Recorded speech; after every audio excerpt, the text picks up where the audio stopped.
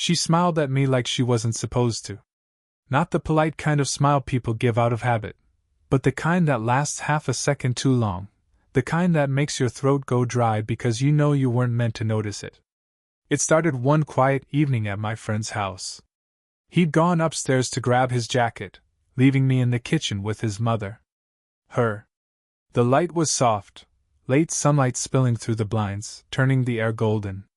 She was standing by the counter, stirring something in a mug, her hair tied up carelessly, a few strands falling loose around her face. I remember how she tucked one behind her ear when she realized I was watching. "You're quiet tonight," she said, not looking up. I shrugged, pretending to check my phone. "Just tired." She hummed, that small, knowing sound adults make when they don't believe you but don't push. There was something about the way she existed in her room, calm, deliberate, like she'd learned to move gently through the world because it had once bruised her. She didn't demand attention, she absorbed it. When my friend came back down, she turned to hand him his keys, and her fingers brushed mine by accident. Or maybe not. I couldn't tell. It was small, meaningless, but my heart stuttered, that sudden awareness of warmth, of proximity. She pulled back quickly, murmuring a soft, "Sorry," though she didn't look sorry at all. Later that week, I saw her again, at the grocery store. Alone this time. She spotted me first. I think she almost didn't wave, but then she did, that same quiet smile, as if we shared some unspoken memory either of us was supposed to mention. "Funny running into you," I said. She looked down at the apples in her hand. "It's a small town." Hard to hide. The line lingered between us, not flirtatious, not exactly, just honest in a way that made my chest ache. We talked longer than we should have, both pretending to browse, either actually leaving. She told me about her garden, how she couldn't keep the lavender alive this year. I told her about how I'd been helping my friend fix his car, though truthfully, I kept going over mostly to see if she'd be around. At one point, our hands reached for the same shelf. Her sleeve brushed mine, and she froze, just slightly, before continuing as if nothing happened. But her pulse jumped at her neck, and I caught it. It was then I realized how careful she was with every word, every movement. As if being noticed made her both grateful and afraid.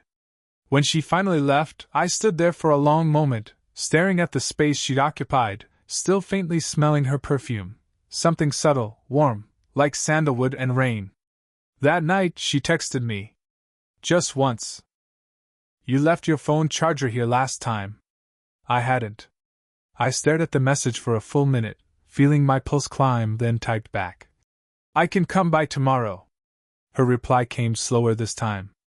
"Your friend won't be home." I didn't know what to say to that, only that the quiet between our messages felt louder than anything else. The next evening, I stood on her porch, hand raised to knock. The lights were on inside. I could see her shadow moving through the glass. And just as my knuckles touched the door, it opened. She stood there, framed by the soft light of the hallway, wearing a look that wasn't quite surprise and wasn't quite welcome. "Come in," she said quietly. And for the first time, she didn't smile. Her living room smelled faintly of rain and cinnamon.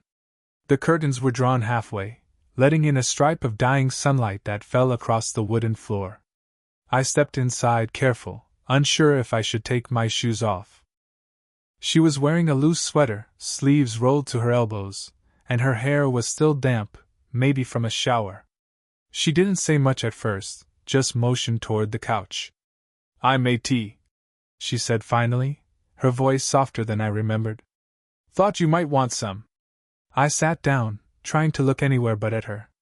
The cup she handed me was warm, almost too warm, and my fingers brushed hers again, that same accidental contact that felt anything but accidental now. "Thanks," I murmured. For a while neither of us spoke. There was only the faint tick of the wall clock, the hiss of rain against the window. I could feel her eyes on me occasionally, though she always looked away when I turned. "So," she said, finally breaking the quiet, "how's school?" I smiled, a little awkwardly. "It's fine. Same as always." "You don't sound convinced." I shrugged. It's just different, I guess. Everyone's trying to figure things out. I don't know if I'm where I'm supposed to be. She nodded, a faraway look in her eyes. That feeling doesn't go away, you know. You just get better at pretending it doesn't bother you.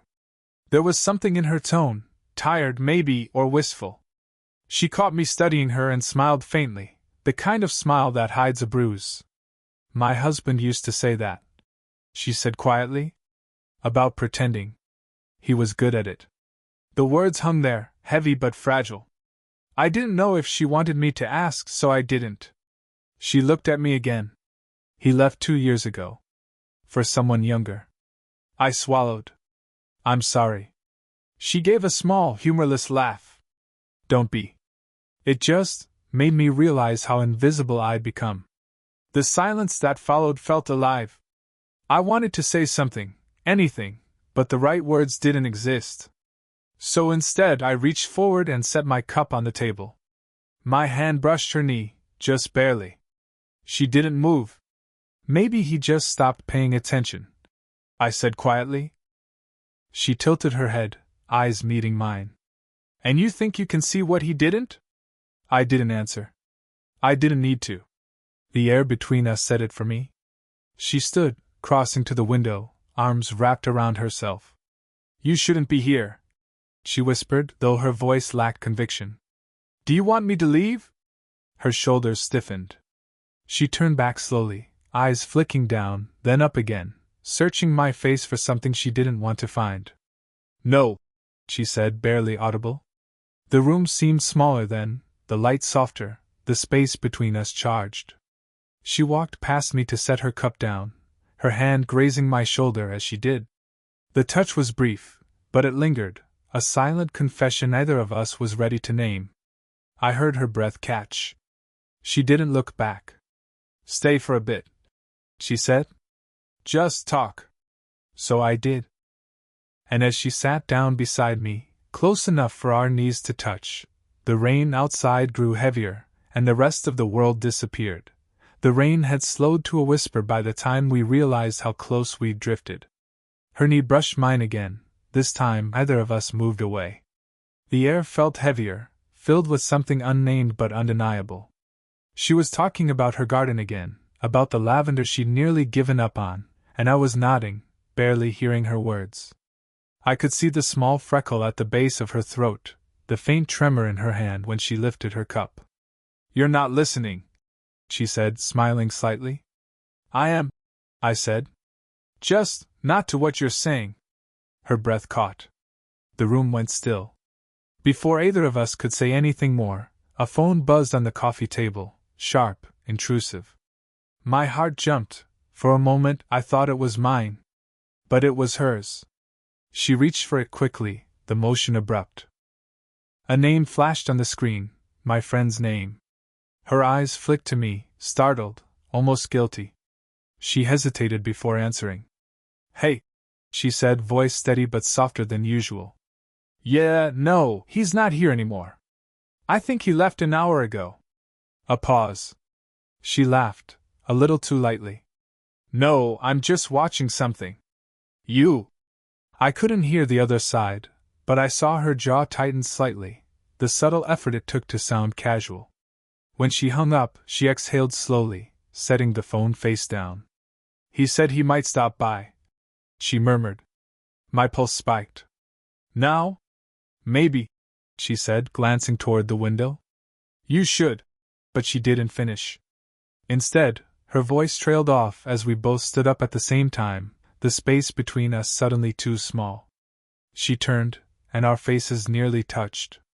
The scent of her skin, faint, floral, warm, filled the air. Her lips parted slightly. My hand lifted halfway, hovering near her arm, not touching. I should go, I whispered. Yes, she said. But she didn't move either. We stood like that, suspended in a moment that couldn't last. I could hear her heartbeat in the quiet, or maybe it was mine. Finally, she stepped back. Just one small step, enough to breathe again. This is dangerous, she said. I know. She looked at me then, eyes soft and unsure. You don't. People talk. They always talk. I nodded, but my voice came out low, certain. Let them. Something flickered in her eyes, a mix of fear and want. She reached up suddenly, touching my collar, as if straightening it, though it didn't need fixing. Her fingers lingered there, too long to be accidental. Then headlights swept across the window, a car pulling into the driveway. Her hand dropped instantly. The spell broke. Go, she whispered. Out the back. I hesitated. She pushed lightly at my chest, urging me toward the kitchen. Please! I slipped out the back door just as I heard the front one open, voices crossing faintly inside. Outside, the air was cool and wet. I stood there in the dark, rain tapping softly against my jacket, breathing hard, her scent still clinging to me. Through the kitchen window, I saw her silhouette, still, composed, pretending nothing had happened. But then, just before she turned away, her hand lifted to her collarbone, to the exact spot where I'd almost touched her. We didn't talk for almost a week after that night. I told myself it was better that way, to give her space, to pretend nothing had been building between us. But every time my phone buzzed, I hoped it was her. And every time I passed their street, I slowed down without meaning to. It was her who broke the silence first. Can you help me with the garage door? It's stuck again. No greeting, no explanation. Just that. When I got there, the sun was setting, turning the driveway the color of burnt amber. She stood in the doorway, arms folded, trying to look composed. But her eyes, they gave her away. Tired. Nervous. Expectant. I thought you weren't talking to me, I said lightly. I'm not, she replied. Then softer. I just need help. The garage smelled faintly of oil and rain-damp cardboard. I bent to check the latch while she hovered close behind me, too close. Her breath stirred the back of my neck when she leaned over to hand me a wrench. Her voice was low. You didn't tell him, did you? I glanced up. Your son? No. Good. Her hand lingered on the wrench a second too long before she let go. He wouldn't understand. I don't think we understand, I said. She gave a quiet, bitter laugh. You think I do? For a moment neither of us moved. Then the wrench slipped from my hand, clattering onto the floor. I bent down to pick it up, and when I rose, she was closer than before. Her hand was on the frame of the door, right beside my shoulder. Our eyes locked, and I forgot what air was supposed to feel like. You should go, she whispered, but she didn't move. Say it like you mean it. Her jaw tightened. You're too young to what?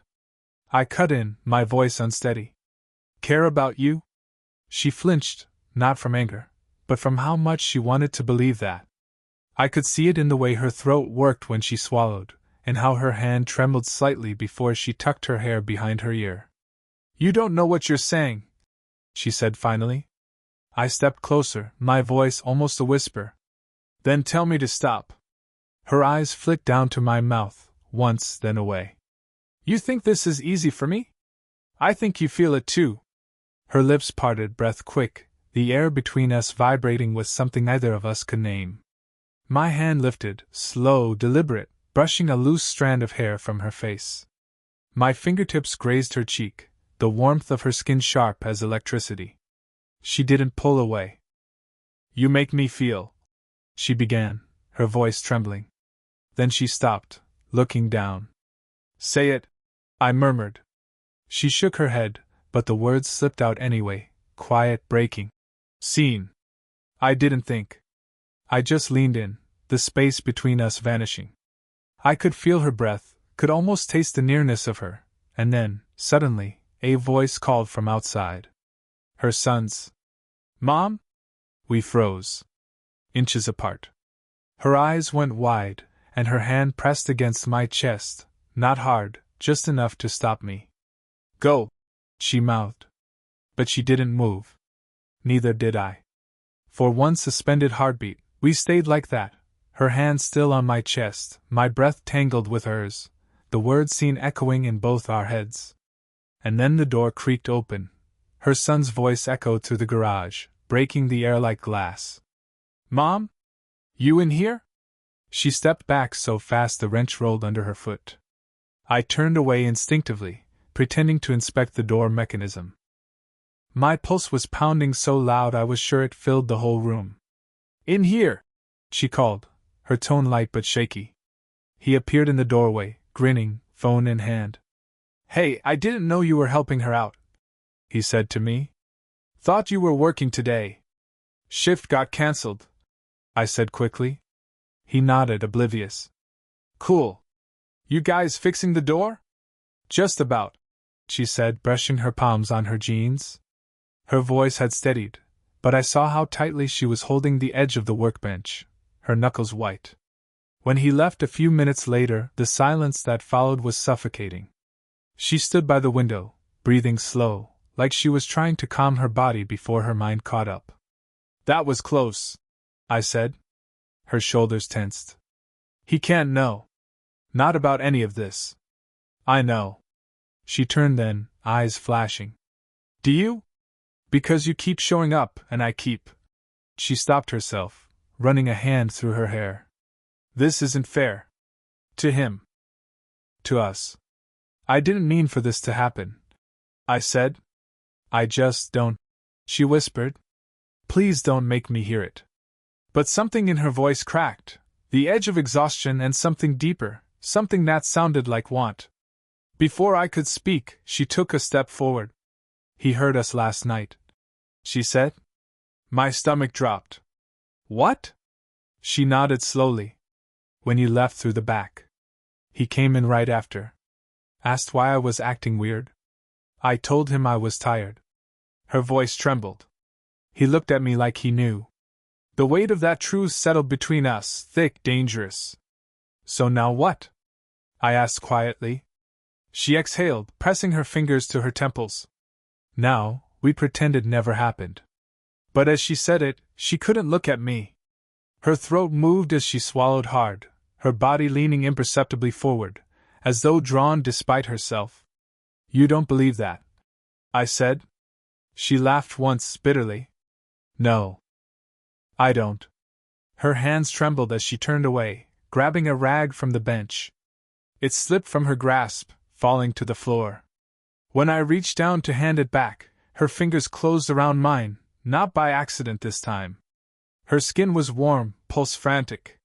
She looked up, eyes wide and raw. "I've been trying to hate myself for this," she said. "But every time you walk away, it feels worse." I didn't know how to answer. I just stepped closer, close enough for the air between us to break. "Then don't," I said softly. Her lips parted, her breath shallow, but she didn't close the distance. "I can't," she whispered. "Not yet." Her hand slipped from mine, fingers brushing my wrist as she moved past me, too close, too slow. Then, without turning around, she said, "Come by tomorrow. Noon. We need to talk." And just like that, she was gone, the sound of her footsteps fading into the quiet, leaving behind the echo of a promise neither of us could keep. She left the door unlocked. When I arrived, the house was quiet, too quiet. Afternoon light pooled across the floor, stretching toward the hallway where I heard faint movement. My heartbeat had no rhythm, only a steady insistence. She appeared from the kitchen, wiping her hands on a towel. No smile this time. Just the kind of look people give when they've run out of ways to pretend. "You're early," she said. "I couldn't wait." She gave a soft, tired laugh, not out of amusement, but resignation. "You never could." I stepped closer, but she didn't move away. The distance between us shrank, filled with everything we hadn't said. "You said we needed to talk," I reminded her. She nodded, setting the towel on the counter. "We do." Her voice trembled slightly, though her posture stayed firm. "I've been lying to myself. Telling myself this is just a phase, that you'll forget about me when you find someone your age. But every time I tried to stop thinking about you..." She shook her head, eyes closing. "I can't." I reached out, slowly, like testing a dream, and brushed a thumb along the side of her hand. Her breath hitched. You think I haven't tried to? I said quietly. But it doesn't go away. It just sits here. I tapped my chest lightly. She looked at me then, really looked, her eyes softening, her guard finally cracking. You don't understand what it's like, she whispered. To want something you're not supposed to want. Then tell me to stop. Her lips parted, but no sound came out. Instead, she took a small step forward, until the edge of her sweater brushed my shirt. Her hand came up, fingertips resting against my jaw, hesitant, trembling. You make me feel like I'm 20 again, she said, barely audible. And that terrifies me. I swallowed hard. You make me feel like I'm finally seen. For a long moment, we just breathed, shallow, uneven, in sync. Her fingers slid up to my hair, stopping there, tangled slightly. My hand hovered near her waist, not touching, but close enough to feel the warmth radiating between us. She whispered, If we do this, everything changes. I know. The clock in the hallway ticked once. Twice. Her eyes searched mine, waiting, testing. And when she leaned in, just enough for her breath to brush my mouth, I thought the world might stop. But at the last second she froze. Her hand fell away. No, she said, voice breaking. Not like this. I stepped back, confusion tightening my chest. She exhaled shakily. I needed to know if it was real. And it is. That's why we can't. It hurt, the kind of hurt that settles deep, where you can't name it. But I understood. Then what now? I asked. She smiled, small, sad, beautiful. Now we remember. And we live with it. She reached up once more, fingers brushing my cheek, a gesture of both ending and tenderness, and whispered, Thank you, for seeing me. Then she turned, walking toward the window, the light catching her hair like fire. I didn't follow. Because some moments aren't meant to be finished. They're meant to stay exactly as they are, suspended, perfect, unbearable. And in that silence, we finally understood everything. Weeks passed. Autumn slipped quietly into the town, trading sunlight for gold and chill. The world moved on, but not for us, not entirely. Every time I passed her street, I slowed down. Every time my phone buzzed, I half expected her name. We didn't talk. Not really. But life has a way of circling back when you least expect it. It happened one late afternoon, the kind that smells like fallen leaves and distant rain. I was sitting at a small cafe downtown, nursing a coffee gone cold, when I saw her across the street. She was alone. No rush, no mask of composure this time, just her, walking with that quiet grace that had once undone me. When our eyes met, she hesitated. I stood without thinking. The traffic light changed, and in a few uncertain steps, we were face to face again. Hey, I said softly. Hey, she echoed, smiling, real this time, no pretense. There was a pause, a shared breath between two people who'd already said everything that mattered. How have you been? She asked. Trying to forget, I admitted. Her eyes softened. Any luck? Not really. She laughed quietly, that low, familiar sound that used to fill her kitchen. Me either. We walked for a while after that, side by side, saying nothing. The sky was pale gray, the kind that makes everything look tender. When the wind caught her hair, she reached to tuck it behind her ear, and my hand moved before I could stop it, brushing her fingers lightly, steadying the motion. She didn't pull away. Instead, she looked at me, searching, uncertain, and then she sighed. You know, I keep thinking we ruined something by feeling this way. Maybe, I said. Or maybe we just proved we could still feel. That made her stop walking. She turned toward me fully, eyes bright in the fading light. You always say things like that, she murmured. Like what? Like you see through me. I smiled a little. I just see you. For a long moment neither of us spoke. The noise of the street faded, the world shrinking to the small space between our breaths. She stepped closer, the scent of her perfume rising, soft, familiar. Her hand found mine. Fingers slipped between fingers, slow and certain. No trembling this time. Just quiet acceptance. I don't know where this goes, she said. Me either. But it's real, she whispered. Yeah, I said, squeezing her hand gently. It always was. She leaned forward. Not a kiss, not a confession, just her forehead resting against mine, the kind of closeness that feels like an answer to every question we never asked. For once, there was no fear. No guilt. Just warmth. When we finally pulled apart, her eyes were shining. Walk me home? She asked. I nodded. Always. And as we disappeared down the quiet street together, her hand still in mine, the world felt a little smaller, and somehow, right again.